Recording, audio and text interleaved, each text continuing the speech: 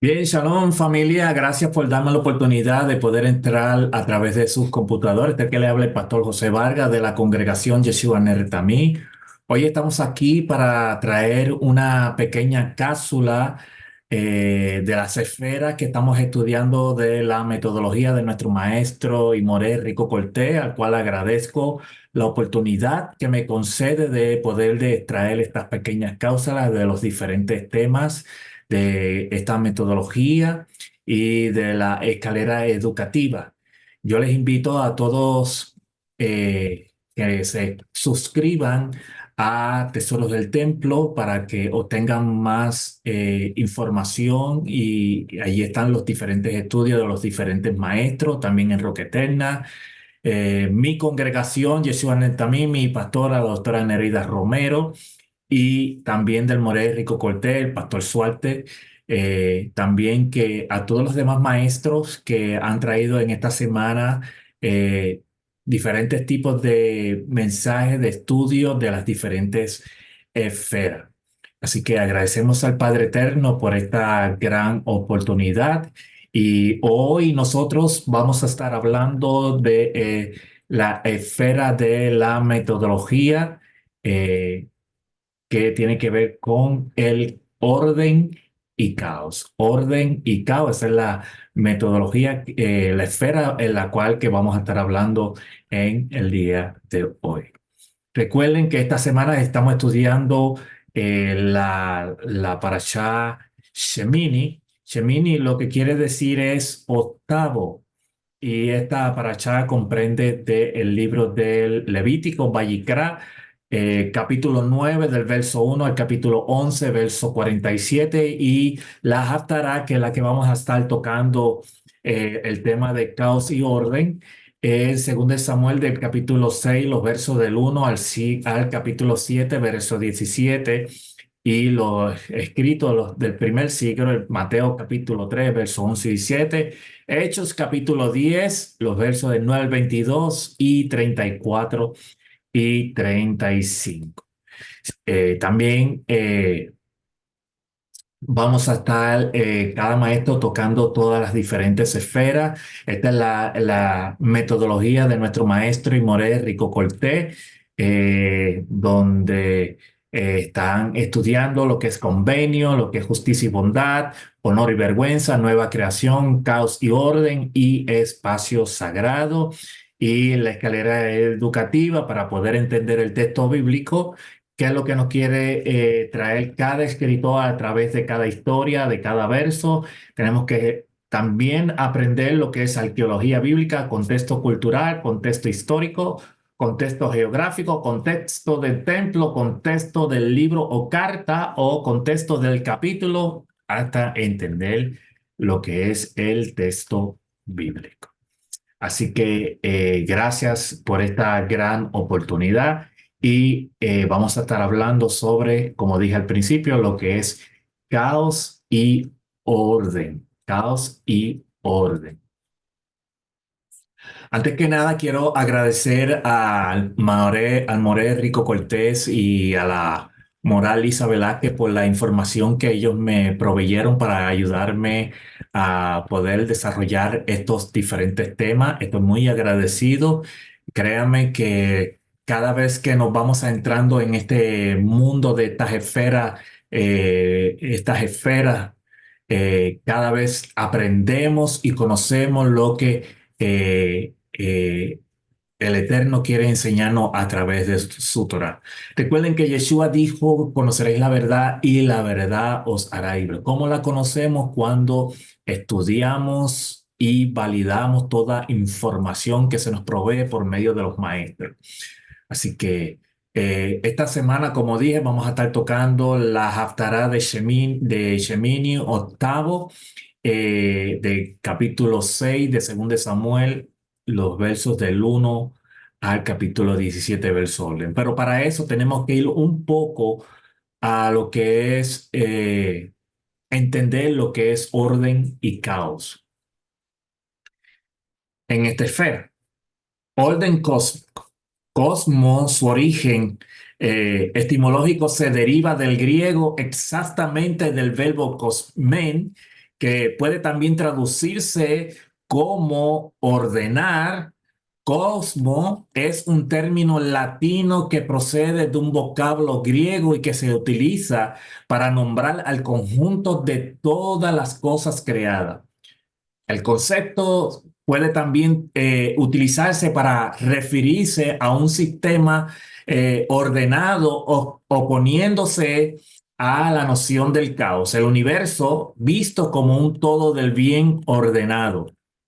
En todas las regiones del antiguo cercano Oriente reconocen la existencia de un orden cósmico más o menos impersonal. Se espera que los seres humanos trabajen con el cosmos insertándose en él. El comportamiento humano en todos los campos se rige por un conjunto de reglas que se basan todas en un mismo principio: actuar y estar en armonía con el orden del mundo, que es natural y divino al mismo tiempo.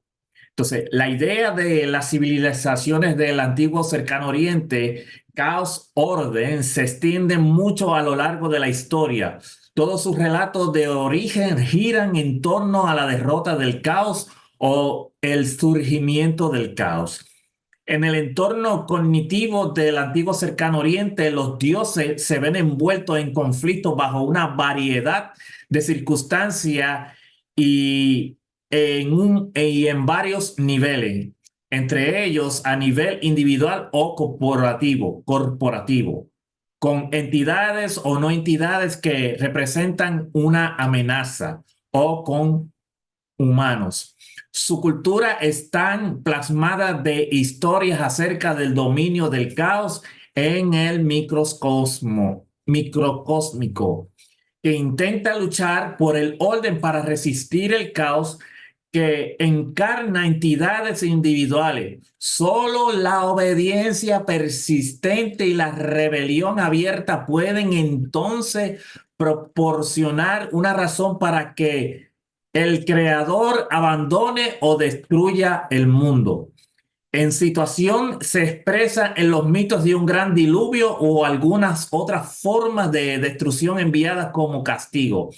Sin embargo, en estos mitos nunca hay una destrucción total del mundo, aunque esta solución final puede verse amenazada en el futuro catológico fin último. También puede prometerse si los acontecimientos escatológicos se interpretan como la institución definitiva de un orden mundial perfecto para toda la eternidad y que nunca se deteriorará. El orden cósmico a menudo se contrasta claramente con el orden del caos. El orden cósmico es un orden total, comprende no solo todas las cosas naturales, sino también las reglas sociales y éticas. Esto no significa que las culturas y religiones centradas en un orden cósmico no tengan una idea clara de los principios éticos completamente independientes. Las reglas de la ética dependen y se derivan de las reglas más generales que gobiernan del cosmos en su totalidad. No son más manifestaciones especiales de estas reglas generales. Ahora, caos, su origen etimológico se deriva del griego, exactamente de la palabra caos, que era utilizada para referirse a un abismo profundo y oscuro. Por lo general, la idea de caos alude a la falta de orden, a la desorganización o al desconcierto. Algo que es un caos carece de estructura, de lógica o de criterios que le permitan una disposición, criterios que le permitan una disposición adecuada. Muchas veces se vincula el caos a la inexistencia de una autoridad que establezca límite. Estado de confusión y desorden de la materia que, según algunas teoría procedió a la organización del universo, estado de confusión y desorden en que se encuentra un conjunto de cosas, un lugar o una colectividad social. La institución se encuentra en un verdadero caos. También caos se ha relacionado con el término abismo, que en hebreo lo conocemos como tohu vabohu, de Génesis 1:2. El término puede referirse a un estado de no existencia anterior a la creación o a un estado sin forma. También en el libro de Génesis, el espíritu de Elohim se mueve sobre la superficie de las aguas, desplazando el estado anterior del universo, que se asemeja a un caos acuoso sobre el cual hay Hoshek, que traducido en el hebreo lo que significa es oscuridad y confusión. Pero en los estudios bíblicos modernos, el término caos se usa comúnmente en el contexto de la Torá y sus narrativas afines de en la mitología del antiguo cercano oriente en general.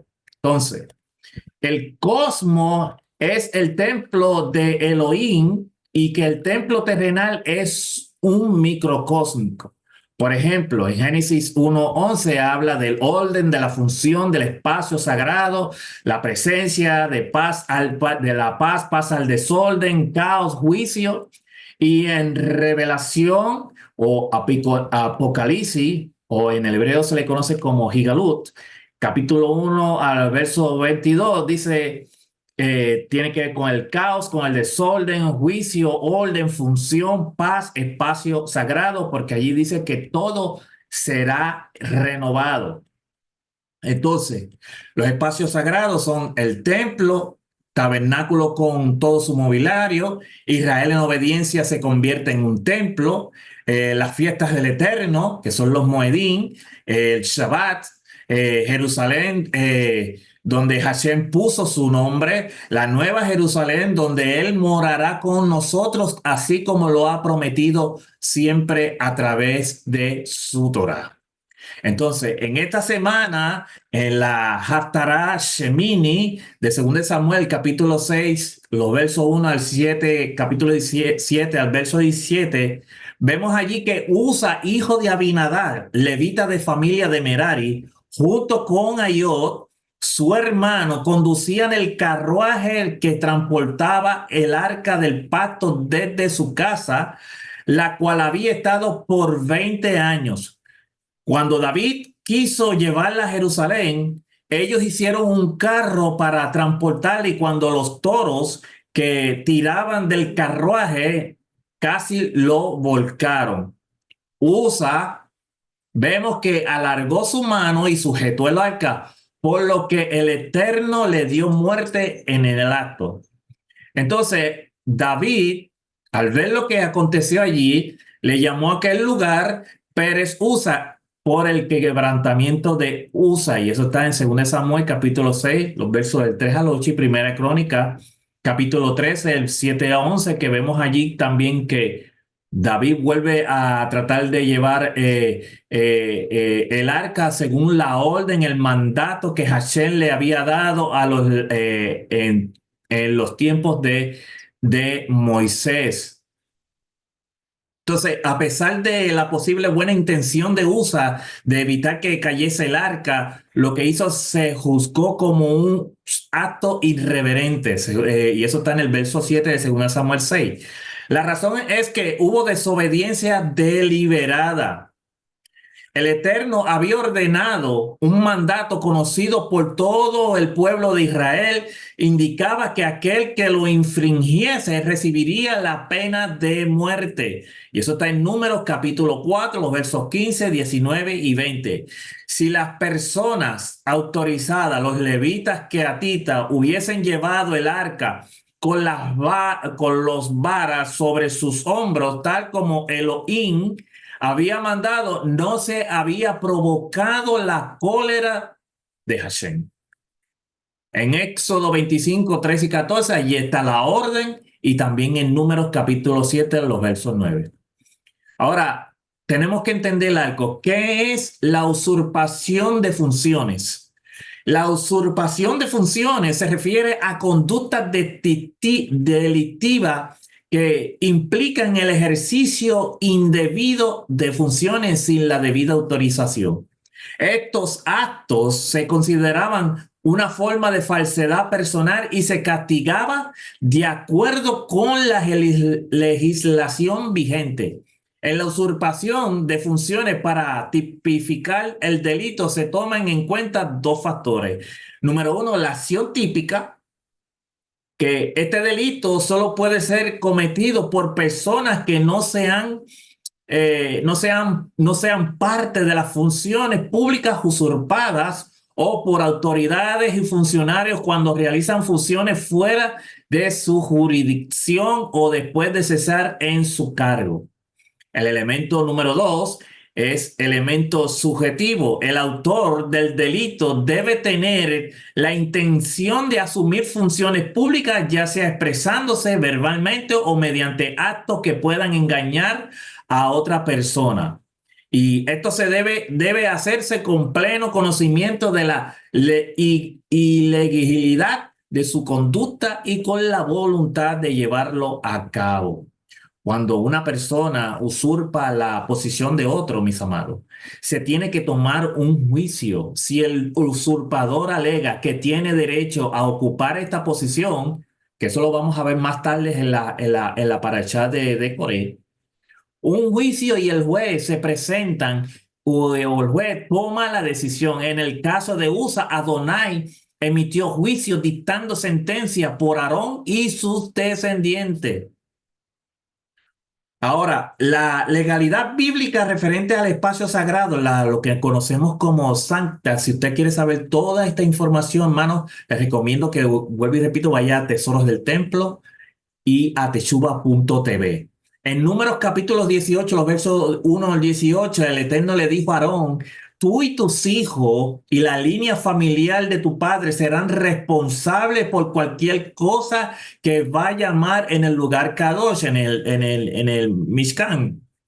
Tú y tus hijos contigo serán responsables por cualquier cosa que vaya mal en el servicio como Coanín. Verso 2, pero traerán a tus hermanos, la tribu de Leví, junto con ustedes para que trabajen junto contigo y te ayuden, tú y tus hijos contigo. Aquí es donde vemos el orden. Cuando estés allí delante del tabernáculo de testimonio, ellos estarán a tu disposición y harán todo tipo de tareas relacionadas con el tabernáculo. Solamente que ellos no se acercaran a los mobiliarios Kadoshim ni al altar para que ni uno, ni ellos, ni tú mueran. Ellos trabajarán junto contigo en tus labores relacionadas en el tabernáculo del testimonio. Cualquiera que el servicio en la tienda sea, pero una persona no autorizada no se acercará a ti. En el verso 5 dice: y tú tendrás a tu cargo todas las cosas de los Coanín y del altar, para que no haya ira contra los hijos de Israel. Yo mismo he tomado a tus hermanos los Levín de entre los hijos de Israel. Ellos han sido dados como ofrenda al Eterno para ti, para que ellos puedan hacer el servicio en el tabernáculo de testimonio. Tú y tus hijos contigo ejercitarán sus prerrogativas y deberes como Juanín, referente a todo lo que tiene que ver con el altar y dentro de la cortina. Yo confío el servicio requerido, este es Hachem hablando, yo confío el servicio requerido de los Juanín a ti, las personas no autorizadas que trate de hacerlo será puesta a muerte. Entonces, los descendientes de Leví, responsables por el sacerdocio, servicio y mantenimiento del tabernáculo y el templo, los levitas estaban divididos en 4 clanes. Aarón como sumo sacerdote, los gersonitas, los coanitas y los meraritas. ¿Cuál era el estatus de estos levitas? Número 1, haz que se acerque la tribu de Leví y asígnalos a Aarón, el sacerdote, para que ellos lo puedan ayudar. Número 3, 6. Número 2, yo he tomado a los levitas de entre los hijos de Israel en lugar de todo primogénito varón. Número 3, 12. Toma a los levitas en lugar de todos los primogénitos. Número 3, 45. Eh, los levitas comenzaban su servicio a la edad de 25 años y se retiraban a los 50. Los levitas estaban consagrados para transportar el arca. Nadie excepto los levitas podían transportar el arca. Se nombraron a ciertos levitas para servir delante del arca. Los levitas removieron el arca del testimonio y la caja que estaba allí con ella. Los levitas tomaron el arca, eh, dáselo a los levitas, a cada uno como lo necesiten para sus labores, número 7 y 5. Moisés tomó los vagones y bueyes y los dio a los levitas, los hijos de Sadoc, que son los hijos de Leví, designados para acercarse al Eterno y servirle, y eso está en Ezequiel 40, 46. Los levitas de 20 años más para dirigir el trabajo de la casa del Eterno, Esdras 3:8. Los levitas explicaron la Torá al pueblo, Nehemías 8:7. Un levita que venga al lugar donde el Eterno escoja podrá servir y allí. Eso está en Deuteronomio 18, los versos 6 al 7. Los levitas recitarán las bendiciones y maldiciones de Israel. Josafat nombró a algunos levitas y sacerdotes como jueces, según el Crónica 19:8. Los levitas pertenecen a Hashem. Fueron dados a Aarón y sus hijos como ayudantes, trabajan junto a los sacerdotes, fueron apartados para deberes especiales, estaban encargados del tabernáculo, acamparon alrededor del tabernáculo, no fueron contados en el censo, no recibieron herencia, tenían derecho permanente de redención en sus casas, estaban encargados del templo, no podían servir como sacerdote, y esto todo es la orden que Hashem había dado tanto a Moisés para que estos sacerdotes cumplieran todas sus funciones. Recuerden que usted y yo hemos sido creados con un rol, con una función y con un propósito. Asimismo fueron puestos estos hombres con un rol, con una función, un propósito para trabajar en el Mishkan, en el lugar donde la presencia de Hashem residiría, para estar allí en medio de ellos. Cada clan tenía su función específica que implicaba el cuidado del tabernáculo y el templo. Estas tareas se desarrollaron a lo largo de la narración bíblica, pero los clanes siguen siendo distinguidos en textos posteriores. Primera de Crónicas 3, 36 y 32. ¿Cuáles eran los deberes de los gersonitas? En Números 3, 25, 36, referente al tabernáculo del testimonio de los hijos de Gersón. Los deberes de los coatitas, Números 3, 27 al verso 32. Los deberes de los meraritas está en Números 3, capítulo 3, los versos 3, 37. ¿Cuál era la regulación de los objetos sagrados según la Torá? Está en Números 4, verso 4 al verso 17. Y también eh, Números 4, 17 al 20, también está allí. El Eterno le dijo a Moisés y a Aarón: no cortes el clan de Kehat de entre los Levín. También está la prohibición de usurpar el santuario La prohibición de usurpar el santuario se expresa en la fórmula Azar Kar Karev Yumat. Un desconocido que invade deberá ser puesto a muerte. Esta fórmula aparece 4 veces todo en el libro de Números, los versos del 1 al capítulo 1, los versos 51, capítulo 3, 10, 38 y 18, 7. En los dos primeros casos se dirige a los guardias levitas fuera del santuario, y en los dos últimos, a los guardias sacerdotales internos. Se decreta que los guardias sacerdotales deben dar a muerte a cualquier invasor no autorizado que entre al recinto sagrado. Por eso se eligieron guardias, por eso tenían sus capitanes, tenían sus líderes. La singularidad de esta fórmula está contenida en su penalidad. En otros lugares, los delitos contra el santuario son punibles solo por Hashem, no por el hombre. Por ejemplo, el oficio inapropiado por parte de los sacerdotes, que está en Éxodo capítulo 28, los versos 43. y también Levítico, los versos, capítulo 10, los versos 6 al 9, el manejo inadecuado de la santa por los levitas, la razón radica en las consecuencias del acto que se indica por el verbo karev, usurpar. El contacto ilícito con la santa produce ira divina o plaga.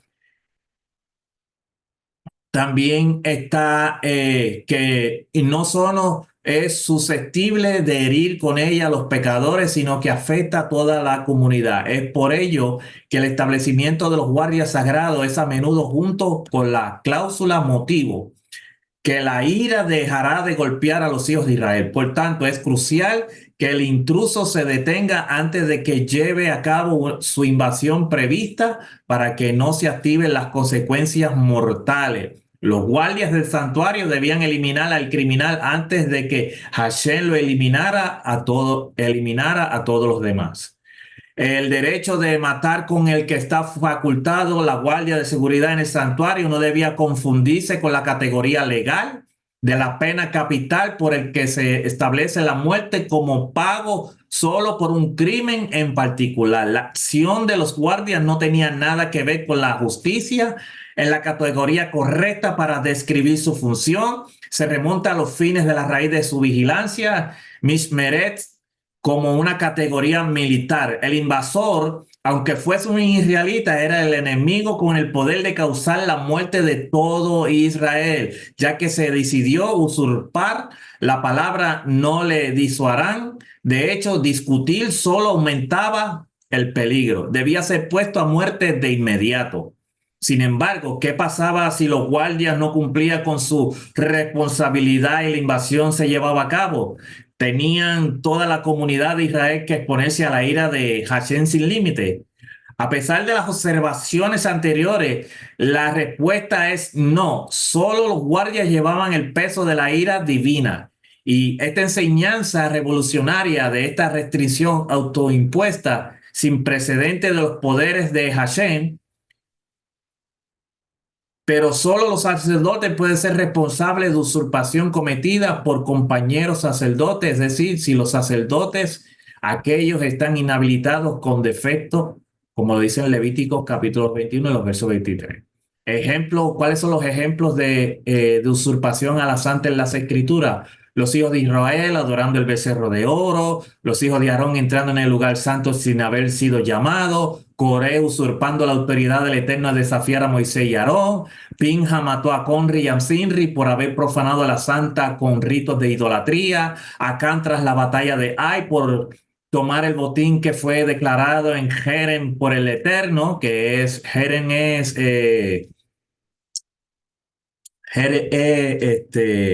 anatema. Por el Eterno, los leprosos entraron al templo en su estado de impureza, profanando a la santa. El rey Usías, cuando entró al lugar santo para quemar incienso, fue herido con lepra. Eh, ¿Cuáles eran estos lugares de separación en el templo? El atrio de los gentiles no podía entrar más allá o morían, porque eso había un sign que decía que los gentiles no podían traspasar lo que le llaman el soré, solamente aquellos que eran incircuncidados del pueblo de Israel. El atrio de las mujeres, atrio de Israel, ninguna mujer podía entrar al atrio de los levitas, los hombres de Israel no podían entrar al atrio de los levitas no podían entrar al atrio de los sacerdotes no podían entrar al lugar santísimo, el sumo sacerdote no podía entrar al lugar santísimo cuando quería, solamente una vez al año en Yom Kippur, el cual lo hacía 4 veces ese día si no moría. En conclusión, vemos aquí a través de toda este resumen la importancia de por qué en todo momento debemos siempre estar haciendo las cosas en orden. Porque si rompemos, recuerden que la Torá no es un libro religioso como nos enseñan nuestros maestros, sino es un libro que tiene una legalidad y tiene un juez que exige respeto, exige honor y que siempre todo se haga en orden como él lo ha establecido desde el principio. Tenemos que entender que cuando Adán y Eva estaban en el Edén, allí la tierra todo era hermoso, todo estaba bonito, había una paz, había una armonía, pero a la mujer tomar del fruto, eh, el hombre comer a quien se le dio la orden, se le dio el mandato, se le dio mandamiento, quebrantó la palabra de Hashem trayendo profanación al nombre de Elohim, el lugar ahora eh, eh, eh, ellos fueron exiliados del Edén. Hashem puso querubines a la entrada del Edén, y eso es lo mismo que vemos también esta semana en esta parashá. La muerte de Nadab y Abiú, ellos profanaron el nombre de Hashem, trajeron vergüenza al campamento, vino el caos, usurparon la autoridad del padre, de su padre Aarón, y lamentablemente murieron, así como el rey Usa se dio una orden a los levitas de cargar el Mishkan, perdón, el arca del pacto sobre sus hombros, pero cuando venían de tierra filistea, lo que hicieron fue que pusieron el arca en una carreta y siendo llevada por unos toros, y lamentablemente pues el arca fue a caer, Usa extendió su mano, murió, vino el juicio de Hashem. Y después David, cuando vamos a Segunda de Crónica, vemos que David entonces ahí hizo las cosas como Hashem le había dicho a Moisés, de que los levitas llevaran el arca sobre sus hombros, los sacerdotes auspiciaran todo el servicio, hubo una ofrenda y todo volvió a ser armonioso, como en orden, todo se hizo en orden, como así Hashem lo estructura en su palabra. En Apocalipsis allí habla sobre cielo nuevo, tierra nueva, aunque no es cielo nuevo ni tierra nueva, sino que todo va a ser renovado. El propósito de Hashem es de que todo vuelva a ser como el Edén, ese lugar, ese espacio sagrado, ese lugar de paz, de tranquilidad, de reposo, donde la presencia de Hashem estará en ese lugar. Así que mis amados, espero que esta pequeña cápsula sea de gran bendición. Gracias a mi maestro Moré Rico Cortés por la oportunidad y confiarme esta tarea. A la Moralisa Velázquez por haberme ayudado también con vasta información, y el Moré Rico por el recurso que me proveyó. Gracias a todos por esta oportunidad. Recuerden, pertenezco a la congregación Yeshua en también, mi pastora la doctora Nereida Romero.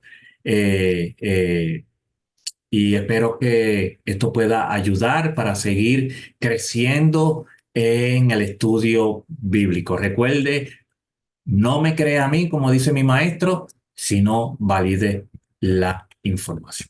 Así que shalom, gracias, nos veremos en la próxima.